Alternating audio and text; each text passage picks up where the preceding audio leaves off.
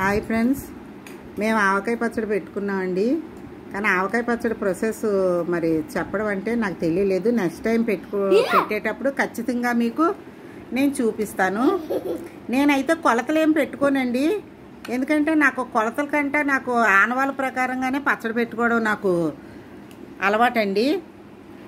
20 కాయలకి నేను 1 కేజీన్నర ఆవపిండి తీసుకున్నాను. అలాగే కేజీ మిరపకాయలు కారం పట్టించుకున్నాను. నేను ఎప్పుడు కొన్న కారం వేయనండి, మిరపకాయలు కొనుక్కొని ఆవకాయ మిరపకాయలు కారం పట్టించుకొని కలుపుతానండి. అలాగే ఇందులో మెంతిపిండి, ఎల్లుల్లిపాయలు,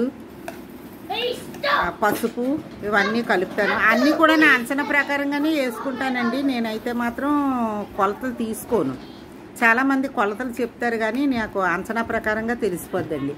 నేను ఆవపిండి కొంచెం ఎక్కువగా వేసుకుంటాను, ఎందుకంటే కొంచెం ఊట ఎక్కువగా రావాలని. మా వాళ్ళు ముక్కల కన్నా ఊట ఎక్కువగా తింటారండి, అందుకని చెప్పి నేను వేసుకుంటానండి. ఇగో ఆ పచ్చడి పెట్టి వాళ్ళకి 3 రోజులు అయ్యింది.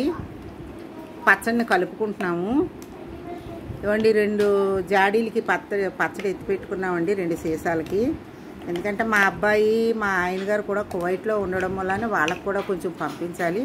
మాకు కూడా సంవత్సరం అంతా రావాలి కదండి, అందుకని.